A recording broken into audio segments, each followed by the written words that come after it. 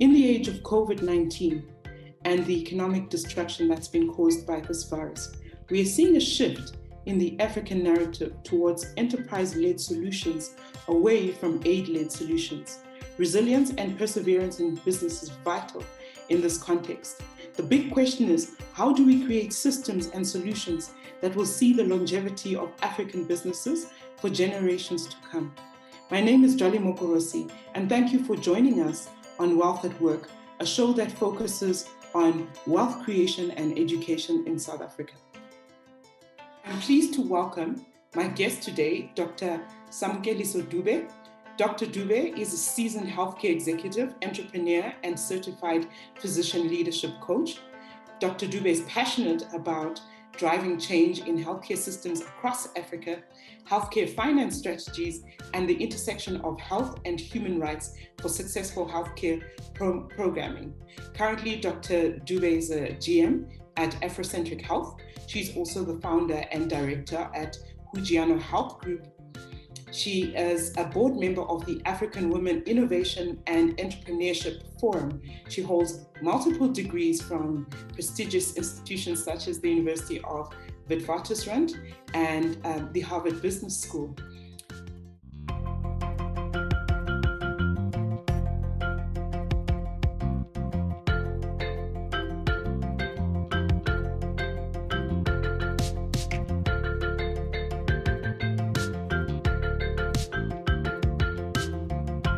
Dr. Dube, thank you so much for joining us today on our show. We are so pleased that you were able to make the time for us to discuss this basically pressing topic in our eyes. So right off the bat, I want to ask you about COVID because it's so topical at the moment, and it's highlighted innovation, it's highlighted transformation in the medical fields. But one of the things that has basically come up as well is this issue of health and wealth. What is the link between health and wealth in your eyes, from your perspective, first of all? And secondly, how do you suggest that companies, women, entrepreneurs, they innovate in this particular space? Thank you so much, Jolly, for asking those questions. It's an important link that you're making, health and wealth. You know, a few years ago, Jeffrey Sachs, I don't know whether you know him, associated with the World Bank, with WHO, made this economic link between health and wealth, that nations who value health of their citizens do well in terms of GDP growth. You would know that if you're not well yourself, there is no way you can be productive in any part of your life, right? So we have seen that for most African countries, the fissures that are in the healthcare systems have shown overtly during this era of COVID, meaning if we do not invest in our own health systems as countries, but more importantly, especially as women, if we don't invest in our own health and well-being, there is no way we can actually be wealthy. So that equation has actually been well established, that those nations and those individuals who invest in their own health and longevity, they do well in terms of GDP growth.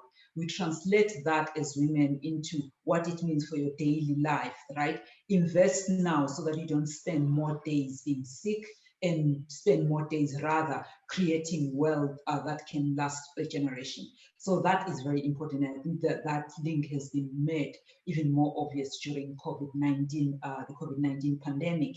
And Jolly, the interesting question then is, how do we as corporate citizens and enterprises or entrepreneurs make sure that we do hold dearly and the integrity that exists between this health and wealth equation is by innovation, right? Corporate innovation would come in various forms. It's when people who belong to a corporation decide they are going to pivot some of the opportunities that they see in their spaces around COVID to say, you know what, this is an opportunity for us to do things differently.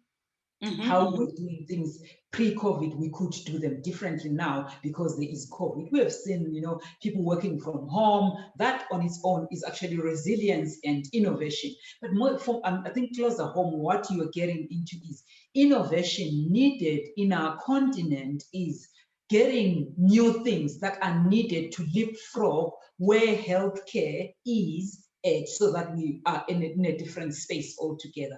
So telemedicine, for example, as part of innovation, getting a hospital at home as part of innovation. Hospital beds have been full. How do you bring the hospital unit, and bring it home and make it mobile so that it's more accessible to more people? Innovation around vaccines, innovation around medicines, innovation around the way we think about healthcare and the new ways of doing things. A plethora of papers have been promulgated in the past year around COVID-19 and the need to innovate in various spheres. And one could direct a conversation to what is the role of women in that well-being, where women may have been excluded from the workforce. We now need them more because we need more brains, we need more hands, we need more people, but we need more thinkers who have got a heart, especially in the midst of a pandemic. So that's where I see innovation going, whether it's corporate innovation or it's where individuals innovate and get into spaces where traditionally they've been excluded. You touch on a couple of things, and kind of this brings me to something that's turned in my head a few times, and that is around that women-owned businesses, particularly Black women-owned, African women-owned businesses, tend to experience or face challenges, and there appears to be this gap between where we are and where we want to be. And you've mentioned the issue around innovation. But I feel like as if that's not the only thing that we are missing, that there is this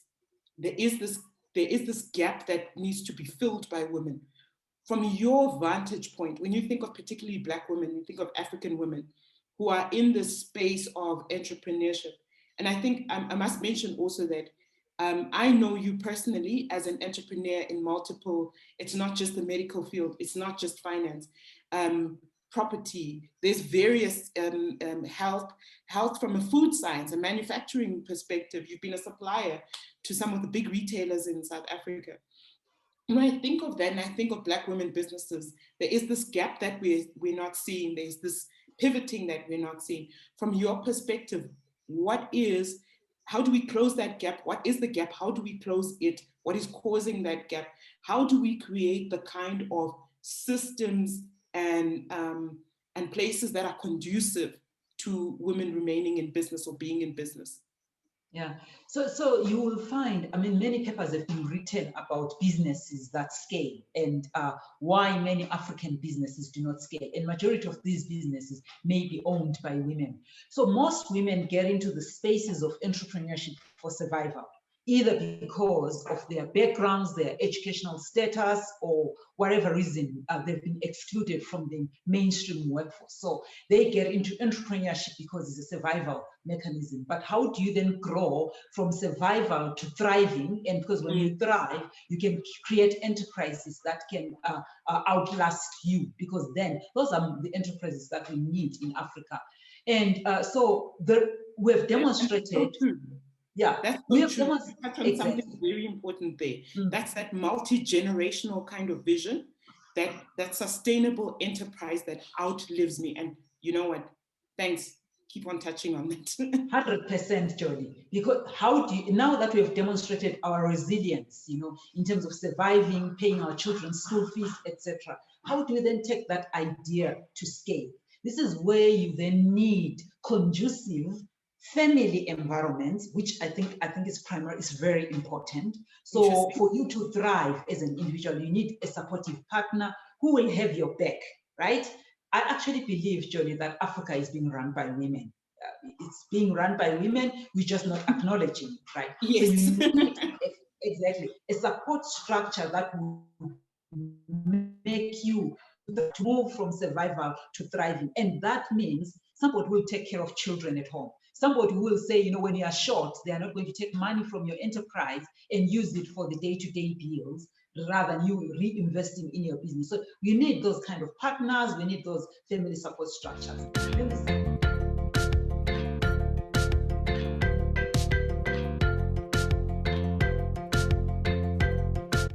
We exist, Jody, in a narrative that may not understand where we come from.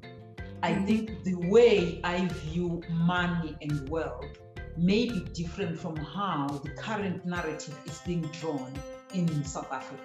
So I don't know whether when I talk about, I mean, the phrase is out there that talks about black tax. You've heard about that. When I'm saying, okay, I earn so much, but I take so much of my money to support my family. If my financial advisor in the mainstream may not necessarily understand that.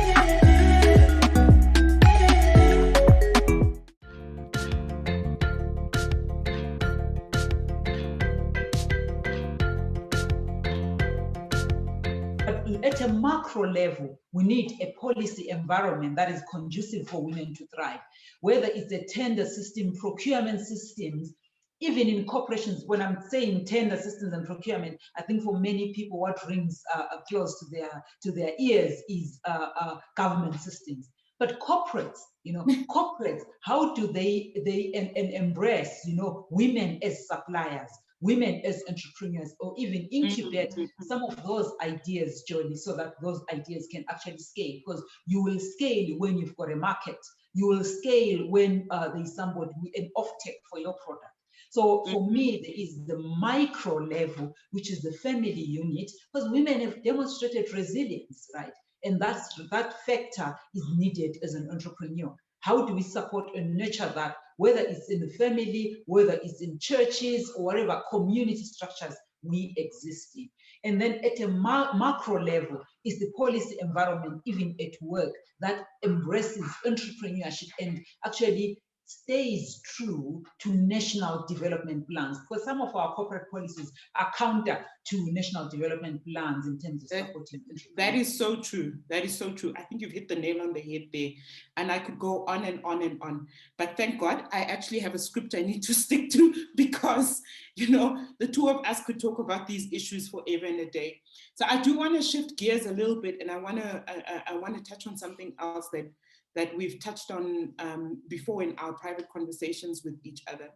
And that is the issue of when you take personal responsibility for your own personal wealth. One of the things that blew me away about you is the fact that you actually went to study personal financial, to be a PFA, personal financial advisor. What made you do it? We exist, Jody, in a narrative that may not understand where we come from. I think the way I view money and wealth may be different from how the current narrative is being drawn in South Africa.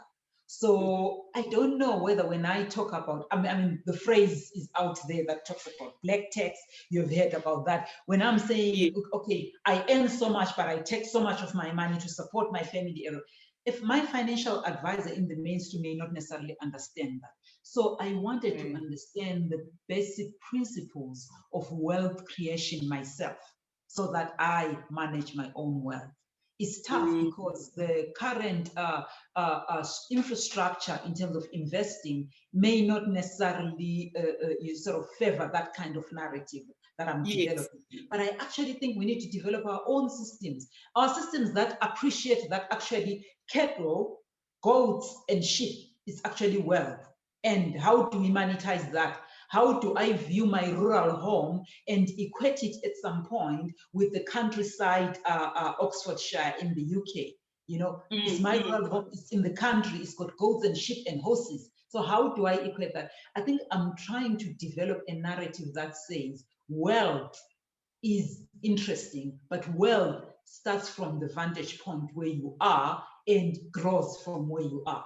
I think that was where I was coming from, but also to manage my own wealth, because some of the conversations that I was having with some of the financial advisors, I think you would be like, I think I could do this for myself in a manner that actually encompasses and appreciates my own upbringing and my own aspirations as a Black African woman. So and that's why values as I well. into that space.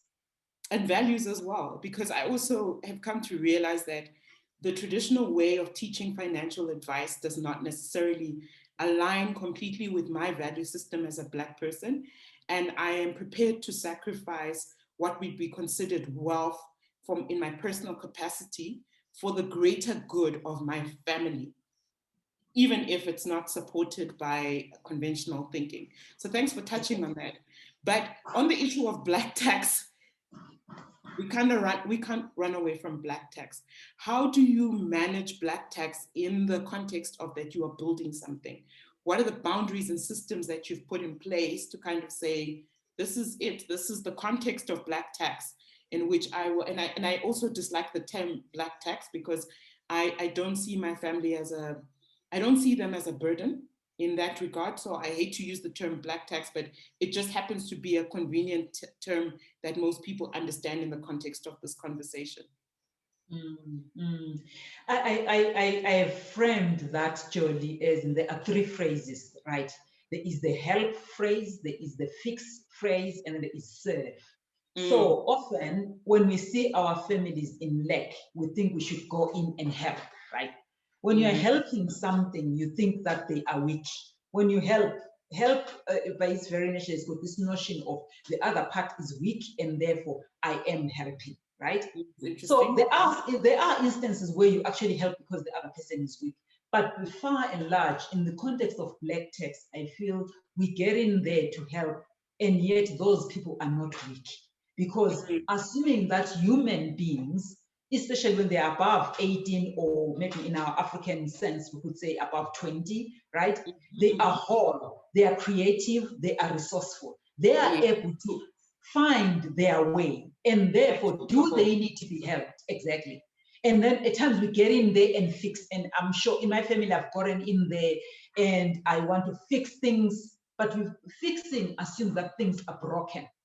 So when I go to my rural village and I'm like, I need to fix this, I need to fix this, I'm assuming that people are living in a broken system without me anthropologically understanding why they choose to exist in such a system. It makes me actually be subservient to this Black tax notion.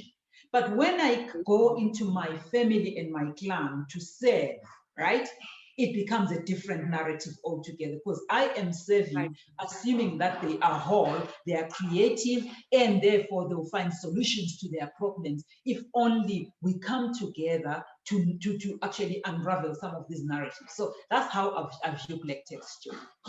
Samu, thank you so much for joining us. I really appreciate your words of wisdom. I appreciate the topics that you brought up. I mean, not just myself, but I think anybody listening to this today will have something to think about. It certainly is thought triggering, and there are some strategies that we can certainly put into place to make sure that not just our lives, the trajectory in our lives, but that of our children's children certainly turns direction. And hopefully this whole continent eventually will be turned by the words that we have spoken today. So thank you once again for joining me. Thank you, Jolie, and thank you to your listeners. Thank you for watching Wealth at Work. We look forward to sharing more stories and profiling other dynamic entrepreneurs and business people. Please like and share, leave a comment with what topic you would like to see next. My name is Jolly Mokorosi. Thank you and goodbye.